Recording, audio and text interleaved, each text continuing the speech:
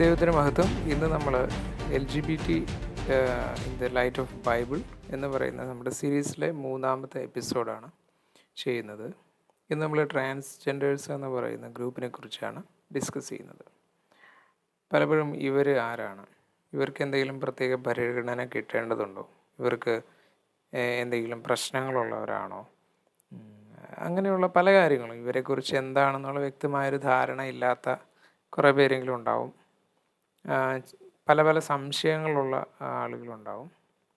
ഇന്ന് പലപ്പോഴും സെലിബ്രിറ്റി സ്റ്റാറ്റസോടുകൂടെ തന്നെ മാധ്യമങ്ങളിൽ, സോഷ്യൽ മീഡിയകളിലൊക്കെ നിറഞ്ഞു നിൽക്കുന്ന ഈ കൂട്ടരെക്കുറിച്ച്, ഇന്ന് ട്രാൻസ്ജെൻഡേഴ്സ് എന്ന പേരിൽ നിറഞ്ഞു നിൽക്കുന്ന ഇവരെക്കുറിച്ച് വ്യക്തമായൊരു ധാരണ നമുക്കുണ്ടാക്കാൻ സാധിക്കണം.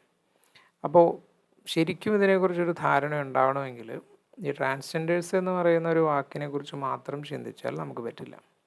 പകരം ഇതുമായി ബന്ധപ്പെട്ട മറ്റ് ചില കൺസെപ്റ്റല്ല മറ്റ് ചില കാര്യങ്ങൾ കൂടെ നമ്മൾ ഡിസ്കസ് ചെയ്താൽ മാത്രമേ ഈ ശരിക്കും ഇന്ന് ട്രാൻസ്ജെൻഡേഴ്സ് എന്ന് പറയുന്ന ഇവരാരാണെന്ന് മനസ്സിലാകുകയുള്ളൂ.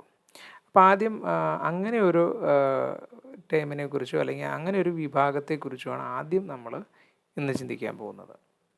നമുക്കറിയാം, ചില കുട്ടികൾ ജനിക്കുമ്പോൾ തന്നെ അവർക്ക് എന്തെങ്കിലും അവരുടെ ശരീരത്തിൻ്റെ അവയവങ്ങൾ വൈകല്യത്തോടു കൂടെ ജനിക്കാറുണ്ട്. കൈ, കാല്, കണ്ണ്, ചെവി, അങ്ങനെയുള്ള ചിലപ്പോൾ പുറമേയുള്ള അവയവങ്ങളാവാം, ചിലപ്പോൾ ഇൻറ്റേർണൽ ഓർഗൻസ് ആവാം. അങ്ങനെ വൈകല്യങ്ങളോടുകൂടി ജനിക്കുന്നവരെ നമ്മൾ പണ്ടൊക്കെ വികലാംഗരെന്ന് വിളിച്ചിരുന്നു. ഇപ്പോൾ നമ്മൾ ഡിഫറെൻ്റ്ലി ഏബിൾഡ് പീപ്പിൾ അങ്ങനെയാണ് വിളിക്കുന്നത്, ഭിന്നശേഷിക്കാർ. ഓക്കെ. പക്ഷേ ഈ വൈകല്യത്തോടുകൂടി ജനിക്കുന്നത് ആ കുഞ്ഞിൻ്റെ റീപ്രൊഡക്റ്റീവ് സിസ്റ്റത്തിനാണെങ്കിലോ, അതായത് നമ്മൾ ബയോളജിക്കലി ആണ് പെണ്ണ് എന്നൊക്കെ നമുക്ക് മനസ്സിലാക്കണമെങ്കിൽ, നിർണ്ണയിക്കണമെങ്കിൽ അവർക്ക് കൃത്യമായിട്ടുള്ള ഒരു റീപ്രൊഡക്റ്റീവ് സിസ്റ്റം ഉണ്ടാവുമല്ലോ. ശരീരത്തിൻ്റെ ആ ഒരു അനാട്ടമി വെച്ചിട്ടാണ് നമ്മളങ്ങനെ മനസ്സിലാക്കുന്നത്. പക്ഷേ ജനിക്കുന്ന കുട്ടിയുടെ ആ ഒരു സിസ്റ്റം അത് പ്രോപ്പറല്ല, അല്ലെങ്കിൽ അതിനെന്തെങ്കിലും വൈകല്യമുണ്ടെങ്കിലോ, അങ്ങനെയുള്ളവരെ നമ്മൾ എന്ത് വിളിക്കും? ചിലപ്പോഴെങ്കിലും, അല്ലെങ്കിൽ കുറച്ച് പേരുടെയെങ്കിലും മനസ്സിൽ ഈ ഒരു ചിന്തയുണ്ടാവും, ഇങ്ങനെയുള്ളവരെയാണ് ട്രാൻസ്ജെൻഡേഴ്സ് എന്ന് വിളിക്കുന്നത്.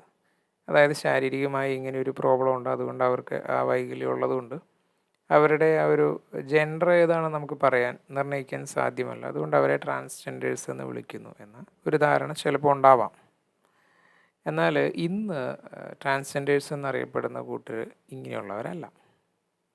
മറിച്ച് ഇങ്ങനെയുള്ള ഞാൻ ഈ പറഞ്ഞ ശാരീരികമായ പ്രശ്നങ്ങളോടുകൂടി ജനിക്കുന്ന കുട്ടികളെ വിളിക്കുന്നത് people who have intersex conditions എന്നാണ് വിളിക്കുക. ഇൻ്റർസെക്സ് കണ്ടീഷൻസോടുകൂടി ജനിക്കുന്ന ആളുകൾ എന്നാണ് അവരെ വിളിക്കുന്നത്. അപ്പം അങ്ങനെ ജനിക്കുന്നവർക്ക് ആവശ്യമായ ട്രീറ്റ്മെൻറ്റ് കൊടുത്ത്, അവർക്ക് ശാരീരികമായിട്ട് ഹോർമോൺ ബേസ് ചെയ്തിട്ടും അങ്ങനെ എന്താണോ വേണ്ടത് അത്തരത്തിലുള്ള എല്ലാ ട്രീറ്റ്മെൻറ്റ്സും കൊടുത്ത് അവരെ ബാക്ക് ടു നോർമൽ ലൈഫിലേക്ക് അവരെ കൊണ്ടുവരുന്നു. അതാണ് സാധാരണ ചെയ്യുന്നത്. ഈ ഒരു കൂട്ടർ മറ്റുള്ള ഭിന്നശേഷിക്കാരെ പോലെ തന്നെ നമ്മളുടെ കെയറും നമ്മളുടെ പരിഗണനയൊക്കെ അർഹിക്കുന്നവരാണ്. എന്നാൽ നിർഭാഗ്യവശാൽ ഇന്ന് സെലിബ്രിറ്റി സ്റ്റാറ്റസിൽ, അല്ലെങ്കിൽ വളരെ സമൂഹം അനുകമ്പയോടെ, അല്ലെങ്കിൽ അനുകമ്പ എന്ന് പറയാൻ പറ്റില്ല, വളരെ ആരാധനയോടെയോ അല്ലെങ്കിൽ വളരെ വിപ്ലവാത്മകമായ സ്നേഹത്തോടു കൂടിയൊക്കെ പരിഗണന കൊടുക്കുന്നത് ഇങ്ങനെയുള്ള ആളുകളല്ല. അതിൽ ഒരു ചിലപ്പോൾ ഇങ്ങനെയുള്ള കുറച്ച് പേരൊക്കെ ഉണ്ടാവാം അതിൽ. എന്നാൽ 90% പേരും ഇത്തരത്തിലുള്ളവരല്ല. അവരല്ല സത്യത്തിൽ ട്രാൻസ്ജെൻഡേഴ്സ് എന്ന് ഇന്നറിയപ്പെടുന്നത്. ഞാൻ പറഞ്ഞതുപോലെ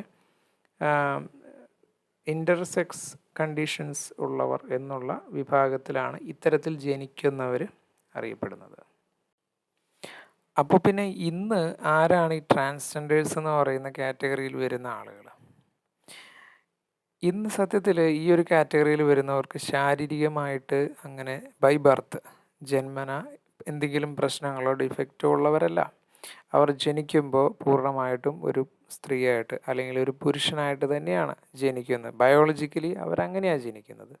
പക്ഷേ ഒരു പ്രത്യേക സമയത്ത് ഇവർക്ക് തോന്നുകയാണ്, ഞാനൊരു പുരുഷനല്ല മറിച്ചൊരു സ്ത്രീയാണ്. നേരെ തിരിച്ചും സംഭവിക്കുക, ഒരു സ്ത്രീക്ക് ഞാൻ സ്ത്രീയല്ല, ഞാൻ പുരുഷനാണ് എന്ന് അവരുടെ ചിന്തയാണ്, അവരുടെ മനസ്സിൻ്റെ തോന്നലാണ്. അതിൻ്റെ അടിസ്ഥാനത്തിൽ അവർ എതിർലിംഗത്തിലുള്ള വ്യക്തിയായിട്ട് മാറാൻ തീരുമാനിക്കുന്നു. ശാരീരികമായും അവരുടെ സാമൂഹികമായും എല്ലാം ആ നിലയിലേക്ക് മാറി അങ്ങനെ ജീവിക്കുന്നവരെയാണ് ഇന്ന് ട്രാൻസ്ജെൻഡേഴ്സ് എന്ന് പറയുന്നത് കൊണ്ട് അർത്ഥമാക്കുന്നത്. അപ്പോൾ ഇതിന് ഒരു ബയോളജിക്കൽ ആയിട്ടുള്ള ഒരു അടിസ്ഥാനം പറയാനില്ല. മറിച്ച് ഇതെല്ലാം മനസ്സിൻ്റെ മാത്രം കാര്യമായിട്ടാണ്. ഈ മനസ്സിൻ്റെ തോന്നലിനെ മാത്രം അടിസ്ഥാനപ്പെടുത്തിയിട്ടാണ്, ഇങ്ങനെ തോന്നലിനെ മാത്രം അടിസ്ഥാനമാക്കിയിട്ട് ബിഹേവ് ചെയ്യുന്നതിൻ്റെ ഒരു പേരുണ്ട്, ജെൻഡർ ഡിസ്ഫോറിയ എന്ന് പറയും. ഇതൊരു മെൻ്റൽ ഡിസോർഡറാണ്. അതായത് ശാരീരികമായിട്ട് നമ്മൾ ഒരു പെർഫെക്റ്റായിട്ടൊരു പുരുഷനാണ് അല്ലെങ്കിൽ സ്ത്രീ ആണെങ്കിലും നമുക്ക് തോന്നുകയാണ് അങ്ങനെയല്ല എന്ന്. എന്നിട്ട് അതിന് ഓപ്പോസിറ്റായിട്ട് പെരുമാറുകയും ജീവിക്കുകയും ഒക്കെ ചെയ്യുന്ന ആ ഒരു മെൻ്റൽ ഡിസോർഡറിനെ പറയുന്ന പേരാണ് ജെൻഡർ ഡിസ്ഫോറിയ. ഇതിൻ്റെ ഡെഫിനീഷനിൽ മെൻ്റൽ ഡിസോർഡർ എന്നുള്ളതൊക്കെ മാറ്റിയിട്ട് മെൻ്റൽ സ്ട്രെസ് എന്നും പിന്നെ മെൻ്റൽ സ്റ്റേറ്റ് എന്നൊക്കെ ആയിട്ട് ആണ് പല റിസോഴ്സുകളിലും ഇപ്പോൾ കൊടുത്തിരിക്കുന്നത്. ഇത് തിരുത്തിക്കൊണ്ടിരിക്കുകയാണ്. ഇനി കുറേ നാൾ കൂടെ കഴിയുമ്പോൾ നിങ്ങൾ ഏത് റിസോഴ്സ് എടുത്താലും ഇതിനെ ഒരു മെൻ്റൽ ഡിസോർഡർ ആയിട്ടായിരിക്കില്ല കാണിക്കുക, മറിച്ച് ഇതൊരു സാധാരണ കാര്യമാണ് എന്നുള്ള നിലയിലേക്ക് ഇതിനെ മാറ്റും. നമ്മൾ മുമ്പുള്ള എപ്പിസോഡിൽ പറഞ്ഞ പോലെ ഒരു അജണ്ടയാണ്. ഈ എപ്പിസോഡിൽ നമ്മൾ തുടങ്ങുമ്പോൾ നമ്മൾ പറഞ്ഞു, ശാരീരികമായിട്ട് ഈ തരത്തിൽ റിപ്രൊഡക്റ്റീവ് സിസ്റ്റത്തിന് ഡിസോർഡറായിട്ട് അല്ലെങ്കിൽ വൈകല്യങ്ങളോടുകൂടി ജനിക്കുന്ന ആളുകളുണ്ട്. അതിനെക്കുറിച്ചല്ല ഈ പറയുന്നത്, അവരെക്കുറിച്ചേ അല്ല പറയുന്നത്. മറിച്ച് ഒരു പ്രശ്നവും ഇല്ലാതെ ജനിച്ചിട്ട് അവരുടെ തോന്നലിനനുസരിച്ചിട്ട് ജെൻഡർ തീരുമാനിക്കുക, അവരുടെ തോന്നലിൻ്റെ മാത്രം അടിസ്ഥാനത്തിൽ അവരുടെ ലിംഗനിർണ്ണയം നടത്തിയിട്ട് അതുപോലെ ജീവിക്കുക, അങ്ങനെ ഒരു സ്വാതന്ത്ര്യം കൊടുക്കുക. ഇതൊരു സ്വാതന്ത്ര്യമാണോ, നല്ലതിന് വേണ്ടിയിട്ടുള്ള സ്വാതന്ത്ര്യമാണോ, തോന്നിവാസമാണോ, ഇതൊക്കെ നമുക്ക് ചിന്തിക്കാവുന്നതേ ഉള്ളൂ. അപ്പം അങ്ങനെ ഒരു അവസ്ഥയിലേക്ക് നമ്മുടെ സൊസൈറ്റി എത്തിക്കുക.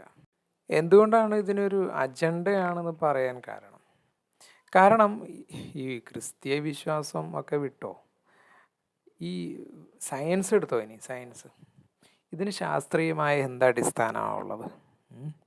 മനസ്സിൻ്റെ ഒരാൾക്ക് തോന്നിയതുപോലെ ലിംഗം നിർണ്ണയിക്കാം, എൻ്റെ ലിംഗം എന്താണെന്ന് നിർണ്ണയിച്ച് എനിക്ക് അതുപോലെ തോന്നിയതുപോലെ മാറാമെന്നുള്ളതിന് എന്ത് ശാസ്ത്രീയ അടിസ്ഥാനമുള്ളത്?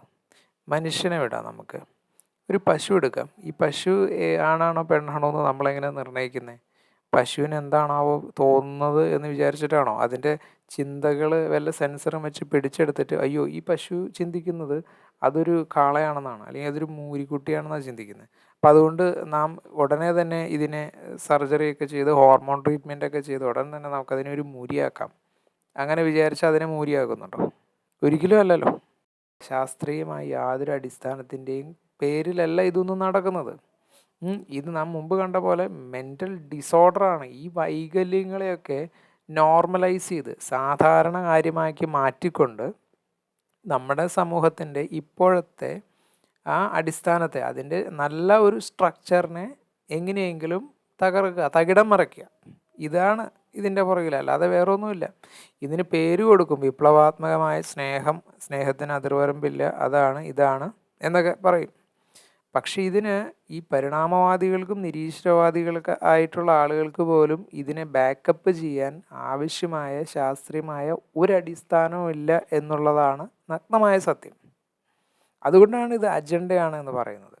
അപ്പോൾ അജണ്ട എന്ന് ഞാനിപ്പോൾ പല പ്രാവശ്യം പറയുന്നത്. അപ്പോൾ ശരിക്കും എന്താ ഈ അജണ്ട? എന്താ ഇതൊക്കെ ചെയ്തുകൊണ്ടുള്ള ഗുണം? നമ്മൾ ആദ്യത്തെ എപ്പിസോഡുകളിൽ നമ്മൾ കണ്ടു, ദൈവം മനുഷ്യനെ സൃഷ്ടിക്കുമ്പോൾ അവനെ ആണും പെണ്ണുമായിട്ട് സൃഷ്ടിക്കുന്നു. വളരെ വ്യക്തമായിട്ട് ശാരീരികമായിട്ടുള്ള ആ ഒരു വ്യത്യസ്തമായ പ്രത്യേകതകളോടുകൂടി തന്നെയാണ് ദൈവം മനുഷ്യനെ ആണും പെണ്ണുമായിട്ട് സൃഷ്ടിക്കുന്നത്. അതിന് വ്യക്തമായ ദൈവിക ഉദ്ദേശമുണ്ട്, കാരണം അത് ദൈവിക പദ്ധതിയുടെ ഭാഗം കൂടിയാണ്. എന്താ? ഒരു കുടുംബം എന്നുള്ള ആ ഒരു പദ്ധതിയുടെ ഏറ്റവും അടിസ്ഥാനമായ ഘടകമാണിത്, ഈ ആണ് പെണ്ണ് എന്നുള്ള നിലയിലുള്ള മനുഷ്യൻ്റെ സൃഷ്ടി. അത് വ്യക്തമായ ശാരീരികമായ ആ വ്യത്യസ്തതയോടുകൂടെ തന്നെയാണ് ദൈവം സൃഷ്ടിക്കുന്നത്. അല്ലാതെ മനുഷ്യന് തോന്നി അവൻ്റെ മനസ്സിൻ്റെ തോന്നലിൻ്റെ അടിസ്ഥാനത്തിലല്ല ആ ഒരു വ്യത്യാസം വരുന്നത്. അപ്പോൾ ഒരു തോന്നലിൻ്റെ അടിസ്ഥാനത്തിൽ ഒരാൾക്ക് അയാൾ ആണാണോ പെണ്ണാണോ എന്ന് തീരുമാനിക്കാം എന്ന് പറയുന്നതിലൂടെ എന്താ? ഇതിന് നേരെ ഓപ്പോസിറ്റായിട്ടാണ് കാര്യങ്ങൾ വരുന്നത്. അപ്പോൾ ശരിക്കും ദൈവം വിഭാവനം ചെയ്ത ഒരു കുടുംബ ബന്ധങ്ങൾ, ഒരു സമൂഹത്തിൻ്റെ ഏറ്റവും ചെറിയ യൂണിറ്റാണല്ലോ കുടുംബം. അപ്പം അവിടെ അതിൻ്റെ ബേസിക് ആയിട്ടുള്ള ഒരു സ്ട്രക്ചർ അത് തകർന്നു കഴിഞ്ഞാൽ എന്തായി, ആ സമൂഹം തന്നെ ആ നിലയിലേക്ക് മാറും. അവിടെ ആ ഒരു കുടുംബത്തിൻ്റെ വാല്യൂസ് അല്ലെങ്കിൽ ലൈംഗികമായിട്ടുള്ള ഒരു അരാജകത്വം സൃഷ്ടിക്കുക, ഇങ്ങനെയൊക്കെയുള്ള ഇതൊക്കെയാണ് ബേസിക്കലി ഇതുകൊണ്ട് സംഭവിക്കാൻ പോകുന്നത്. അല്ലാതെ ഇതുകൊണ്ട് എന്തെങ്കിലും നല്ല പോസിറ്റീവായിട്ടുള്ള പ്രോഗ്രസീവായിട്ടുള്ള എന്തെങ്കിലും ഗുണം ഒരു കുടുംബത്തിനോ ഒരു സമൂഹത്തിനോ വരുമെന്ന് യാതൊരു നിലയിലും ഇത് തെളിയിക്കാൻ യാതൊരു നിലയിലും പറ്റില്ല. അത് അസാധ്യമാണ്. കാരണം അങ്ങനെ ഒരു പോസിറ്റീവായ ഗുണം വരാനില്ല എന്നത് തന്നെയാണ്. ഒന്ന് മനസ്സിരുത്തി ചിന്തിച്ചാൽ നമുക്ക് മനസ്സിലാവുന്നതേ ഉള്ളൂ. അതായത് ഇത്തരത്തിലുള്ള മൂവ്മെൻറ്റുകളിലൂടെയൊക്കെ ശ്രമിക്കുന്ന ഒരു കാര്യം എന്ന് പറയുന്നത് ഈ ഇത്തരത്തിലുള്ള മെൻ്റൽ ഡിസോർഡറുകളെയും തെറ്റായ ജീവിത രീതികളെയും തോന്നിയ പോലെയുള്ള ജീവിത രീതികളെയൊക്കെ നമ്മുടെ സമൂഹത്തിലേക്ക് നടപ്പിലാക്കുക. ഇതേ ഉള്ളൂ ഈ മൂവ്മെൻറ്റുകളിലൂടെയൊക്കെ ചെയ്തെടുക്കുന്നത്. അല്ലാതെ ഈ നമുക്ക് ചുറ്റും ജീവിക്കുന്ന മറ്റ് ജന്തുക്കളിൽ ആ ജന്തുക്കളിൽ പോലും കാണാത്ത കാര്യങ്ങളാണ് ഈ നിരീശ്വരവാദികളുടെയും അല്ലെങ്കിൽ പരിണാമവാദികളുടെയൊക്കെ വാദപ്രകാരം അവരെക്കാൾ ഇവല്യൂഷനിൽ ഏറ്റവും ടോപ്പിലെത്തി നിൽക്കുന്ന നമ്മളിൽ അല്ലെങ്കിൽ മനുഷ്യരുടെ ഇടയിൽ ഇന്ന് കാണുന്നത്. അവർ പറയുന്ന സയൻസ് പ്രകാരം പോലും നമുക്ക് സാധൂകരിക്കാൻ പറ്റാത്ത, അത് പ്രകാരം പോലും സപ്പോർട്ട് ചെയ്യാൻ പറ്റാത്ത കാര്യങ്ങളാണ് ഇവർ തന്നെ നമ്മുടെ സമൂഹത്തിൽ നടപ്പിലാക്കാൻ ശ്രമിക്കുന്നത്. അപ്പോൾ അതുകൊണ്ട് ഇതിനൊന്നും നമ്മുടെ സമൂഹത്തിൽ പ്രോഗ്രസീവായിട്ടുള്ള ഗുണകരമായ യാതൊരു കാര്യവും വരുത്താൻ പറ്റില്ല. എന്ന് മാത്രമല്ല, ഇതിനൊക്കെ സത്യത്തിൽ എന്താ വേണ്ടത്? ഇതിനൊക്കെ ചികിത്സയാണ് വേണ്ടത്. ഒരു മെൻ്റൽ ഡിസോർഡറാണ് അവർക്ക്. മാനസികമായ അങ്ങനെ ഒരു പ്രോബ്ലം, ഞാൻ ഇങ്ങനെയല്ല, ഞാൻ വേറൊരു രീതിയിലാണ്. അതിന് ശരീരം മാറ്റുകയാണോ എളുപ്പം, അതോ അവരുടെ മനസ്സ് മാറ്റുകയാണോ എളുപ്പം? വളരെ സിമ്പിളായിട്ട് കോമൺ സെൻസ് ആണല്ലോ ഇതൊക്കെ. ചിന്തിച്ചാൽ മതിയല്ലോ. ഒരാൾക്ക് തോന്നുകയാണ് വളരെ മെൻ്റലി ഡിപ്രസ്ഡ് ആയിട്ട്, അയ്യോ എനിക്ക് ജീവിതം അവസാനിപ്പിക്കണം. അപ്പം നമ്മൾ എന്ത് ചെയ്യും? ഓക്കെ, എന്നാൽ പിന്നെ ജീവിതം അവസാനിപ്പിച്ചോട്ടെ, അയാൾ മരിച്ചോട്ടെ എന്ന് വിചാരിക്കുമോ? അതോ അവൻ്റെ മനസ്സ് മാറ്റാൻ നോക്കുമോ? അവന് ഏറ്റവും നല്ലത് ഏതായിരിക്കും? പക്ഷേ ഈ ഒരു കാര്യം വരുമ്പോൾ അങ്ങനെയല്ല പറയുന്നത്. അവൻ്റെ മനസ്സിൽ തോന്നുന്നത് അവൻ്റെ ശരീരത്തിൽ അവനായിരിക്കുന്ന ആ ഒരു ജെൻഡർ അല്ല എന്നാണ് അവന് തോന്നുന്നത്. അന്നൊരു കാര്യം ചെയ്യാം, ശരീരം അങ്ങ് മാറ്റിയേക്കാം. അതാണല്ലോ എളുപ്പം. അപ്പോൾ ഇതാണ് ഇതിൻ്റെ പൊള്ളത്തരം എന്ന് പറയുന്നത്. അപ്പോൾ ഇന്നത്തെ നമ്മുടെ എപ്പിസോഡിൽ നമ്മൾ സംസാരിച്ചത് ഇന്നത്തെ ട്രാൻസ്ജെൻഡർ മൂവ്മെൻറ്റിനെ കുറിച്ചാണ്. ജന്മന ഈ പറഞ്ഞ പോലെ ഇത്തരത്തിലുള്ള റിപ്രൊഡക്റ്റീവ് സിസ്റ്റത്തിനും അവയവങ്ങൾക്കുമൊക്കെ വൈകല്യങ്ങളോടുകൂടി ജനിക്കുന്നവരെക്കുറിച്ച് നമ്മൾ ആദ്യം പറഞ്ഞിരുന്നു. പക്ഷേ എന്നാൽ അവരെ കോൺസെൻട്രേറ്റ് ചെയ്തിട്ടോ അവരെ അടിസ്ഥാനപ്പെടുത്തിയൊന്നും അല്ല ഇന്നത്തെ ട്രാൻസ്ജെൻഡർ മൂവ്മെൻറ്റ് എന്ന് നമ്മൾ പറഞ്ഞു. മറിച്ച് തോന്നൽ, അഥവാ ജെൻഡർ ഡിസ്ഫോറിയ എന്ന് പറയുന്ന വൈകല്യത്തെ അടിസ്ഥാനപ്പെടുത്തിയാണ് ഇന്നത്തെ മൂവ്മെൻറ്റ് എന്ന് നമ്മൾ കണ്ടു. സോ നാം ഇത് ഉൾക്കൊള്ളുന്നത് എങ്ങനെയാണ് ഒരു ക്രിസ്ത്യൻ എന്നുള്ള നിലയിൽ? ഇത് നമ്മൾ വളരെ വ്യക്തമായിട്ട് മനസ്സിലാക്കേണ്ട കാര്യമാണ്. ശരിക്കും ശാരീരികമായ അത് ഏത് തരത്തിലുള്ള പ്രോബ്ലംസോടോ വൈകല്യത്തോടോ വരുന്നവരോട് നാം സഹാനുഭൂതിയും സ്നേഹവും കാണിക്കേണ്ടതാണ്. അവർക്ക് ആവശ്യമായ എല്ലാ പരിഗണനയും നമ്മൾ കൊടുക്കേണ്ടതാണ്. എന്നാൽ അവരൊന്നും ഉൾപ്പെടുത്തിയിട്ടല്ല ഈ ഒരു ഇന്നത്തെ ട്രാൻസ്ജെൻഡർ എന്ന് പറയുന്ന ഗ്രൂപ്പും അതിൻ്റെ ഡെഫിനീഷനൊന്നും അങ്ങനെയല്ല. അത് തികച്ചും ഒരു ഡിസോർഡറിനെ അടിസ്ഥാനപ്പെടുത്തിയിട്ടാണ്.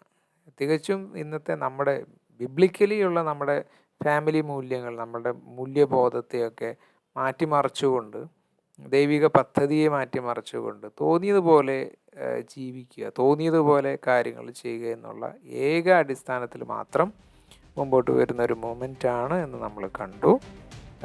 സോ നമുക്ക് ഇനിയും ഈ വരുന്ന എപ്പിസോഡുകളിൽ LGBT കമ്മ്യൂണിറ്റിയുടെ മറ്റ് പല കാര്യങ്ങളെക്കുറിച്ച് ഡിസ്കസ് ചെയ്യാം.